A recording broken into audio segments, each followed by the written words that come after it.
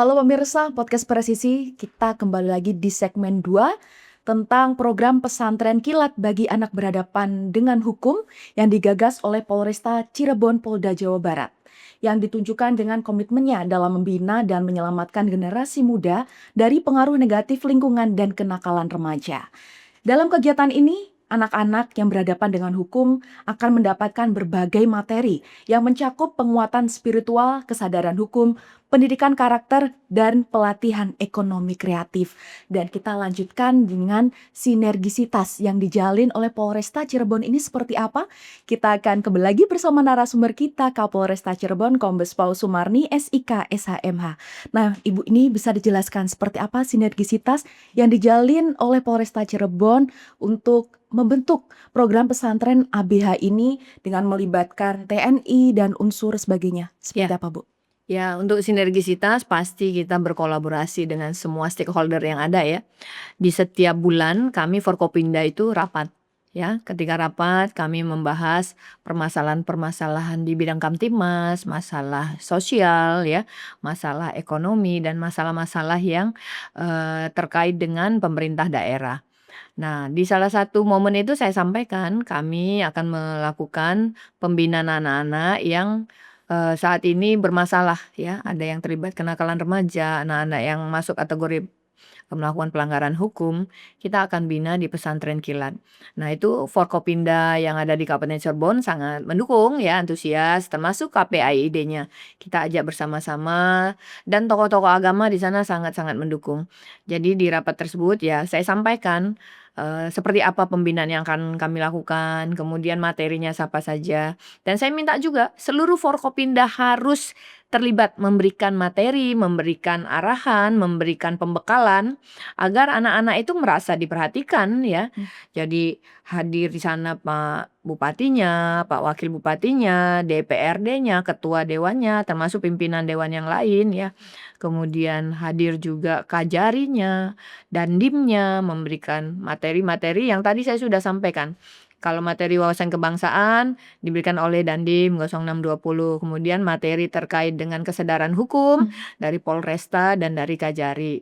Kemudian pembekalan yang lainnya, motivasi kehidupan itu diberikan oleh Pak Bupati, Wakil Bupati, pimpinan-pimpinan DPRD, kemudian masalah tausiah agama gitu ya, pendalaman agama, pendalaman keimanan, itu diberikan oleh tokoh agama, ketua PCNU, ketua DPD Muhammadiyah di Kabupaten Cirebon, kemudian ketua MUI, Dai Kamtibmas Polresta Cirebon, tokoh-tokoh agama saya libatkan semua untuk hadir, termasuk Ustadz Maulana pernah memberikan pembinaan di sana ya kan.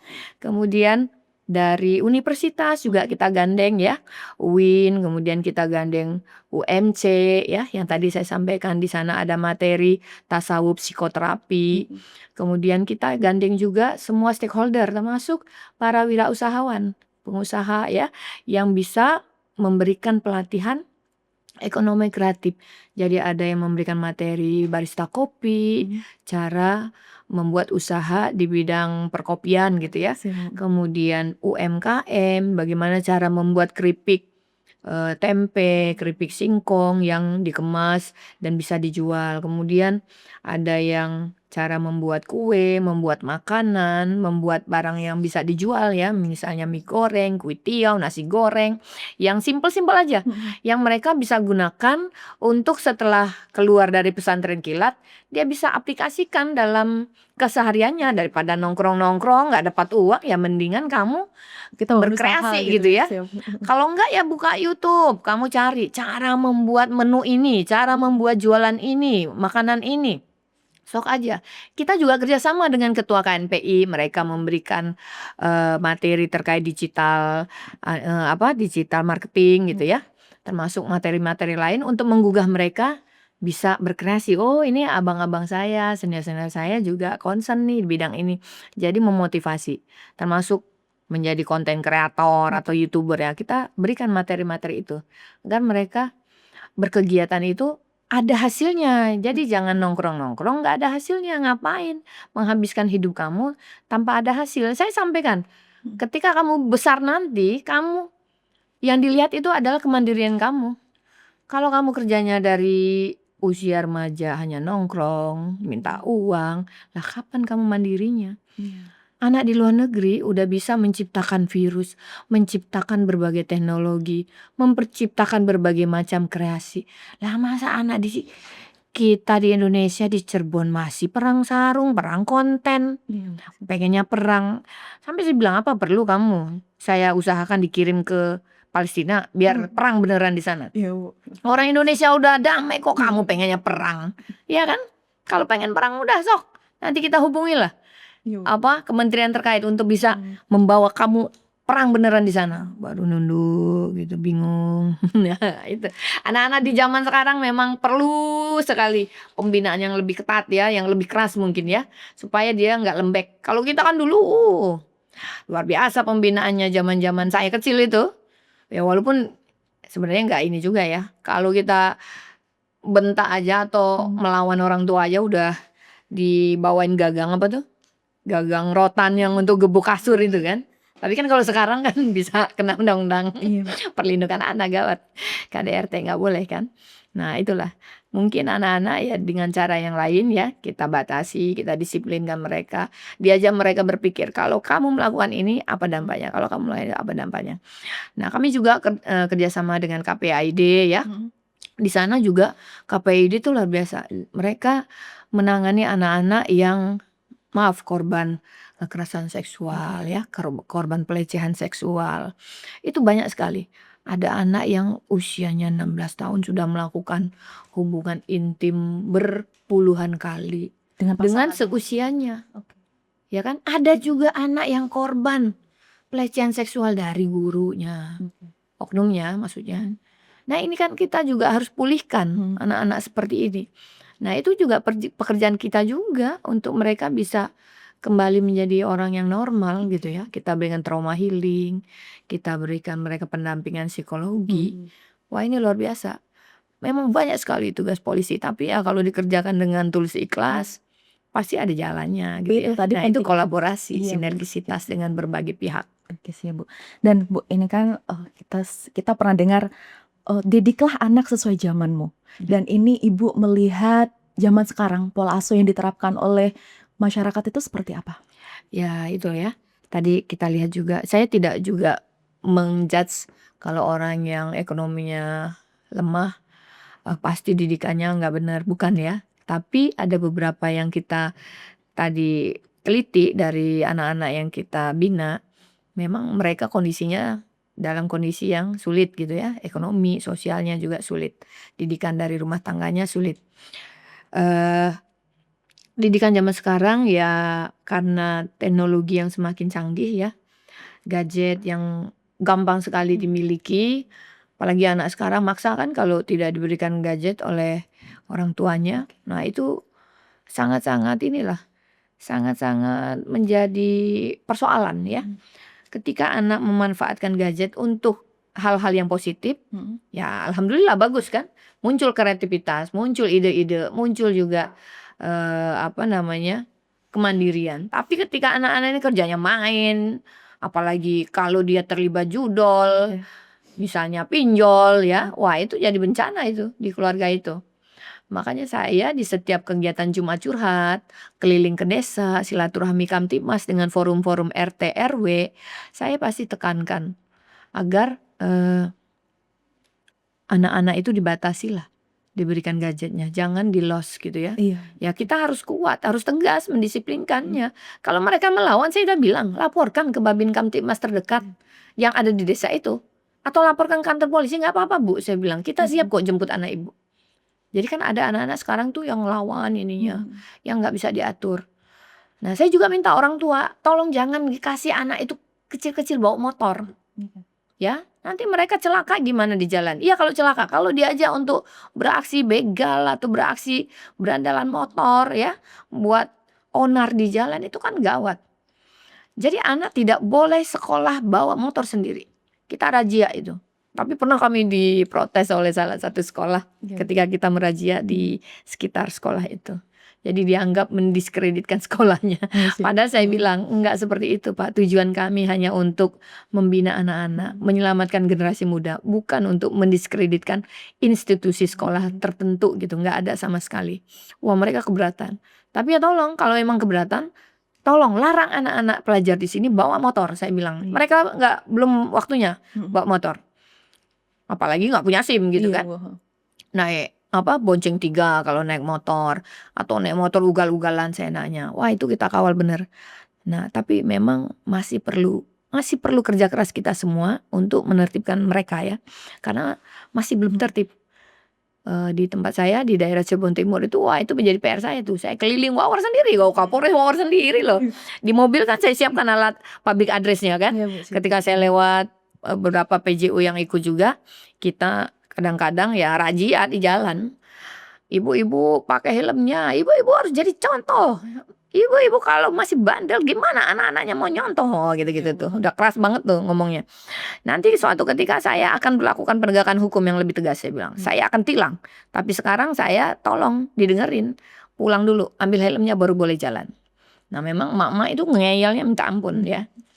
Nah, emak-emaknya ngeyel, anak-anaknya juga ngeyel karena ngelihat ibu bapaknya nggak disiplin. Makanya orang tua harus memberikan suri teladan yang baik. Mulai dari rumahnya, mulai dari dirinya. Kalau ibu bapaknya memberikan teladan yang baik, naik motor pakai helm, itu contoh yang simpel ya. Naik motor pakai helm, itu anak-anak juga akan ngikuti. Karena sekolah pertama bagi anak itu orang tua mereka sendiri. Ya, kalau ini ibu bapaknya nggak memberikan contoh, ya anaknya nyontoh yang nggak baik dong. Saya bilang, ini PR ibu-ibu semua nih, PR ibu bapak semua. Jadi jangan juga menyalahkan institusi tertentu. Ini nggak bisa ngatur. Ya tolonglah, ini seluruh warga masyarakat ini harus berperan. Ada banyak juga, Bu, ditilang aja Bu, ngapain sih Bu? Capek-capek ininya katanya, memang bandel, udah tilang aja. Jangan katanya jangan nggak tegas gitu loh. Harus tegas Bu jadi polisi. Saya bilang, Bu, kalau saya tilang, kasihan mereka yang harusnya 500.000, 250.000 bisa belanja untuk kebutuhan sehari-hari, tapi dipakai buat bayar bank, untuk bayar denda tilang. Kan sayang, kasihan. Saya itu kasihan, saya bilang, bukan saya nggak mau nilang, saya sangat punya kewenangan untuk menilang mereka karena mereka udah kasih edukasi, udah berkali-kali tapi tetap melanggar. Tapi saya masih mengedepankan tindakan persuasif, mengajak untuk berpikir ya. Ya insya Allah lah kita kerja keras dulu maksimal mungkin, semaksimal mungkin. Jajaran saya juga saya bilang tolong ya, yang tidak menimbulkan fatalitas untuk keselamatan orang lain tidak boleh ditilang. Tapi diedukasi, suruh pulang, ditegur, nggak boleh jalan mereka. Ambil helm dulu untuk yang nggak pakai helm ya.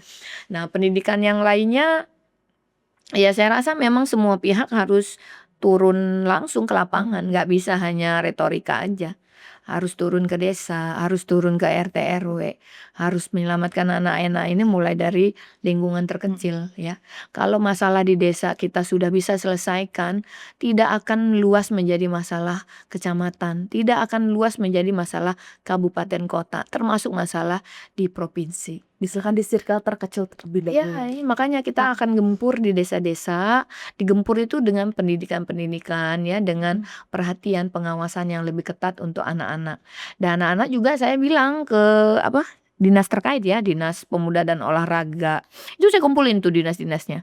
Pak, tolonglah Pak digiatkan sarana untuk mereka berlatih, berolahraga, untuk mereka bisa bermain bersama ya, berkompetisi mulai dari desanya masing-masing. Hidupkan yang namanya pertandingan kompetisi olahraga ya, lapangan-lapangan olahraganya dibenahi supaya anak-anak itu bisa memanfaatkan waktu luangnya di luar jam sekolah ya, untuk beraktivitas yang positif. Kalau di lingkungannya nggak ada sarana olahraga lah, mereka ya pakai sarana yang lain. Termasuk nih saya juga gembleng jajaran saya minta kamu setiap malam harus razia setiap titik yang ada di tempat kamu miras. Tapi kalau kedapatan ada yang tidak melakukan razia ya saya akan berikan sanksi. Ya minimal kamu saya mutasi lah. Nggak berada di situ gitu kan. Jadi razia miras, pemberantasan narkoba, psikotropika, obat-obatan berbahaya menjadi PR kita untuk ini jangan sampai beredar di wilayah hukum kita. Tapi ya mafianya kan banyak sekali. Oh, saya aja merazia itu setiap malam udah diancam-ancam orang, tapi ya saya nggak takut, ngapain harus takut? Mereka berbuat salah aja nggak takut, kenapa kita berbuat Buat yang benar harus harus takut? iya, Saya buat bilang, "Ya mhm, silahkan, saya gempur semua kasat narkoba saya, gas terus, tindak semuanya, cari jaringannya sampai ini, sampai ketemu yang paling besarnya." Ya, karena di di lingkungan terkecil itu kadang-kadang mereka jualan digendong tuh obat-obatan ya. paham, Nah itu kita gugah juga masyarakat, jangan bodoh, jangan nyoba-nyoba yang begini, mhm. ya kan? Sekali mencoba nggak bisa keluar dari jeratnya. Nah, ini tadi kan ngomong anak-anak soal kalau biasanya anak muda kan suka motor ya, Bu, ya. Iya. Nah, ini kan tentunya juga banyak sekali anak-anak yang terlibat dalam geng motor. Ini gimana, Bu, cara Ibu untuk mengatasi geng-geng motor ini yang seringkali meresahkan Nah, masyarakat? persalahan geng motor ya. Mhm, Nah itu kita juga berkolaborasi dengan stakeholder terkait ya yang ada di Kabupaten Cirebon, ya termasuk kepala-kepala sekolah, guru-guru KCD yang oke. di tingkat provinsi. Kami ajak semua untuk rembuk gitu ya, nyari saran pendapat. Kemarin kita kumpulkan Forkopimda, sok ini saya udah berbuat begini begini begini, yang tadi saya sebutkan sebelumnya ya. Oke. Tindakan saya preemptifnya sudah begini, pencegahannya sudah begini, tapi kok masih terjadi nih. Mohonlah saran pendapatnya dari teman-teman apa kira-kira yang harus kita lakukan. Nah, mereka memberikan saran masukan semuanya ya kita lakukan. Mhm, Apa yang teman-teman Forkopimda sampaikan ya, apa yang teman-teman dari eh, tokoh pemuda sampaikan, tokoh agama sampaikan ya masih sama dengan yang tadi saya sampaikan juga digempur dari ini dihidupkan lagi masjid, remaja masjid, kemudian dihidupkan lagi sarana olahraga gitu ya, diseringkan event-event olahraga bagi pelajar, mhm. event-event kesenian budaya bagi pelajar, bagi anak-anak remaja. Nah, itu saya minta juga dengan Pak Bupati ya agar ya menggelar kegiatan-kegiatan yang seperti ini. Dari kepolisian ada, di momen-momen tertentu kita adakan festival seni tari, Oke. festival olahraga, kemarin juga kita lakukan festival pertandingan futsal untuk Mhm, anak-anak SMP, SMA ya. Kita gelar olahraga bersama yang melibatkan anak-anak pelajar, mhm. kita gelar permainan tradisional untuk anak-anak pelajar SMP. Ya apa yang kami bisa lakukan di Polresta Cirebon kita lakukan. Tapi saya juga minta pemerintah daerah dan OPD-nya juga harus bergerak sama, saya bilang. OPD-nya juga harus sama. Jadi kalau hanya fokus di saya, ya nggak bisa karena ini masalahnya hulunya ini masalah sosial, masalah ekonomi Jadi gitu ya. nggak bisa berjalan sendiri ya, Nah, Bu, ya? termasuk di dalamnya tadi masalah ketahanan pangan, Oke. masalah kesejahteraan di tingkat desa ya. Ya kita sama-sama genjot agar di desa itu disiapkan sarana-sarana lapangan kerja untuk anak-anak remaja ya bisa terlibat. Misalnya apa ketahanan pangan ya, libatkan anak-anak remaja buat kolam ikan, libatkan anak-anak remaja. Karang Taruna itu jangan diisi yang tua-tua, tapi yang benar-benar anak-anak remaja yang isinya gitu kan. Tapi saya lihat kan masih ya orang-orang yang tua masih disebut Karang Taruna. Oke. Nah, kemudian gini, di pemberantasan berandalan motor, yang Mhm, motor itu kan juga saya sisipkan ekonomi kreatif itu ya. oke. Nah, supaya apa? Mereka walaupun usianya 20 tahun, 19 tahun, mereka sudah berpikir nih, gimana sih cari uang? Gimana saya bisa mandiri dengan kerja keras? Bukan nggak kerja keras, saya bilang nggak ada orang kaya tanpa kerja keras. Semuanya Mhm, harus punya kreativitas, punya ide, punya semangat ya, ada effortnya. Nggak bisa kamu cari uang dengan kalau kamu duduk-duduk aja, tidur-tidur aja, genjerang-genjreng aja, nggak bisa. Nah, itu harus kerja keras. Kita berikan pelatihan-pelatihan itu. Nah, saya dulu waktu menjabat sebagai Kapolres Sukabumi Kota ya, itu saya membina hampir seratusan anak-anak XTC, GBR, Monreker, Birkes ya, mhm. yang ada di Sukabumi Kota. Kita satukan di namanya Rumah Kreatif Milenial, Polres Sukabumi Kota. Itu ada IG-nya. IG-nya itu Rumah Kreatif Milenial Polres Sukabumi Kota. Nah, di rumah kreatif itu saya berikan selain yang tadi tausiah agama, kita kerjasama juga dengan tokoh ulama, kesadaran hukum dengan bimas-bimas kami berikan pelatihan membuat jumputan, membuat batik ekoprint, membuat telur asin, Mhm, membuat kaos tie-dye, membuat sablon kaos. oke.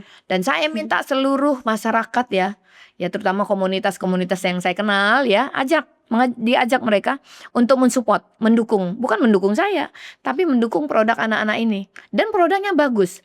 Saya pernah pamerkan di JCC itu, ikut di kegiatannya pamerannya Bayangkari dan Polwan gitu ya. Nah kita sisipkan produk-produk anak-anak dari karya anak-anak binaan itu gitu ya. Dan laku loh. Coba aja lihat di IG-nya, bagus produknya mereka. Tie-dye di packaging dengan bagus ya. Kita kerjasama dengan tim kreatif Sukabumi Hub waktu itu ya. Kemudian saya juga bantu jualin produk mereka yang telur asinnya, saya bantu itu promosiin ke pabrik-pabrik supaya diambil telur asin itu dari anak-anak binaan saya itu ya.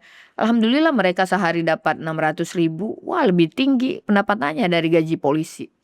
Iya kan, wah mereka seneng banget, seneng sekali. Saya tuh sampai waktu saya pindah dari Sukabumi Kota itu mereka yang sedih itu. Geng motor coba ya, anak-anak ekstensi brigade mereka itu, Bunda, aduh kenapa pindah? Ya gimana, saya juga nggak tahu kenapa pindah.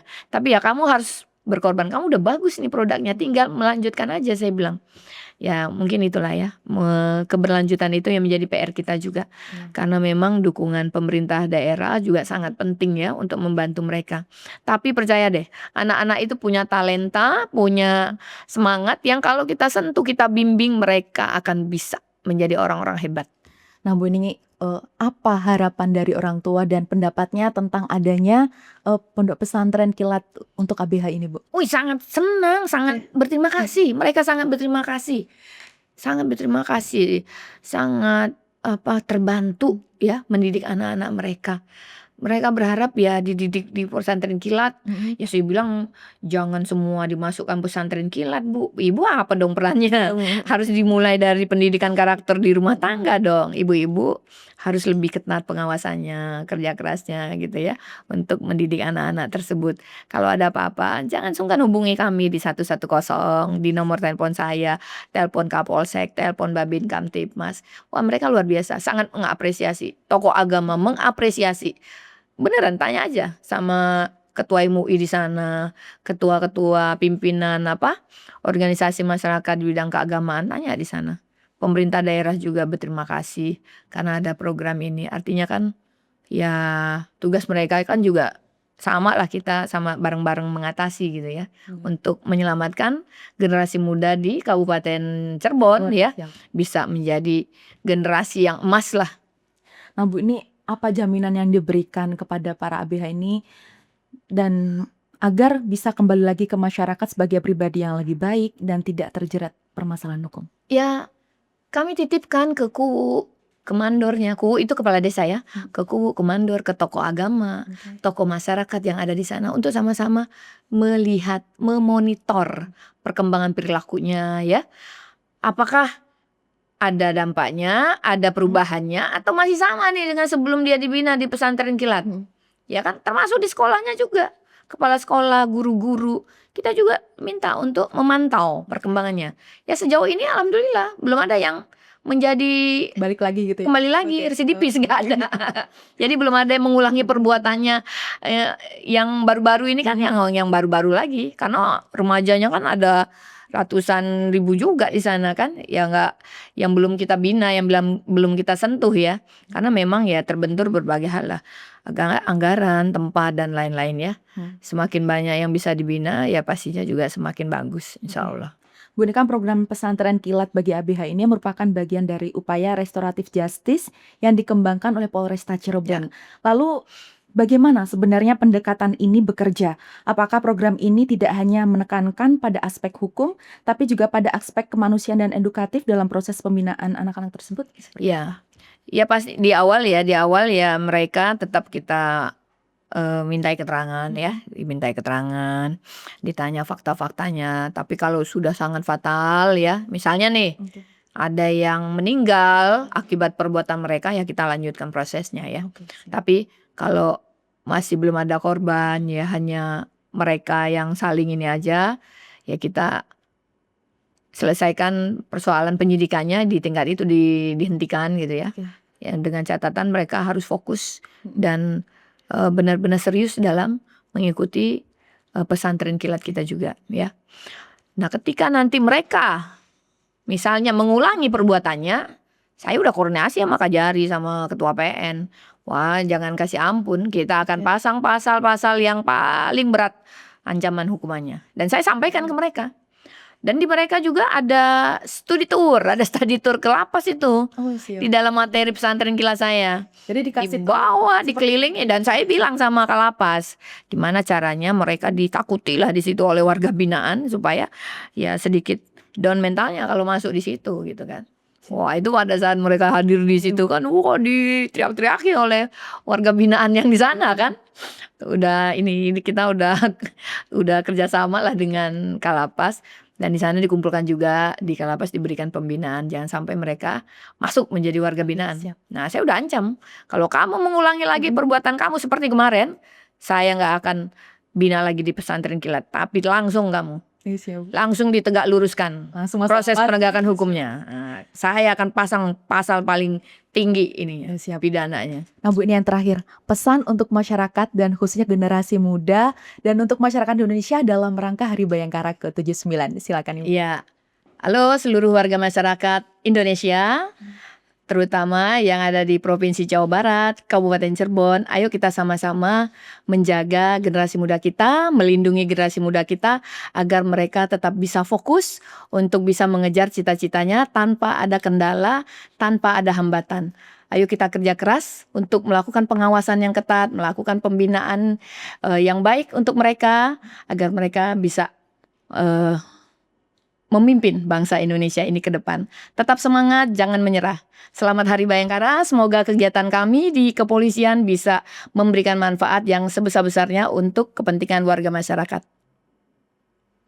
Baik, terima kasih Ibu Kapolres Cirebon sudah berkenan hadir bersama kami di studio podcast Presisi, dan mudah-mudahan nanti ada kesempatan bisa berbincang lagi ya Bu. Alhamdulillah, terima kasih dengan senang hati. Baik. Ditunggu di Cirebon. Siap Ibu. Dan pemirsa, demikian tadi perbincangan kita tentang program pesantren kilat untuk anak berhadapan dengan hukum langsung dengan Kapolresta Cirebon. Saya Brigpol Lintana Anansi pamit undur diri. Terima kasih atas perhatian Anda dan Salam presisi.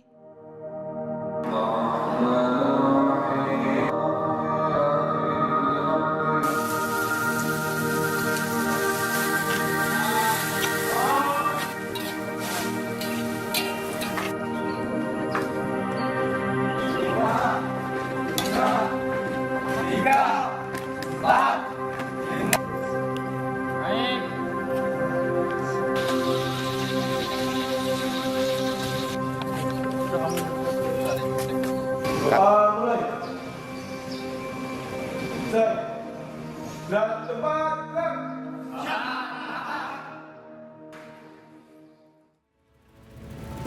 Di rumah sering nyuci piring nggak? Hah? Jarang. Nah, di sini belajar kamu. Biar nanti kalau pulang bisa nyuci piring, bantuin ibunya ya. Ibunya masih ada itu harus disayang. Selagi orang tuanya masih ada, bantu ya. Sayang nggak sama orang tuanya? Nah, masih mau lagi? Tobat? Hijrah? Hah? Hijrah ya? Assalamualaikum. Tiap hari minumnya harus seperti ini ya, ada jarak, nggak boleh ngobrol.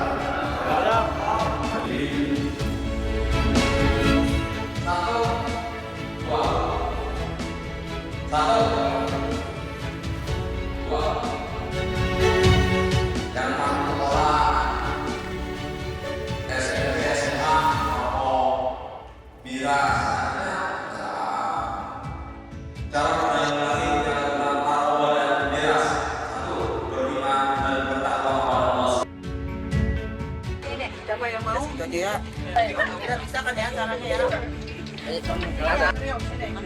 Saya bagian ini yang Beli yuk.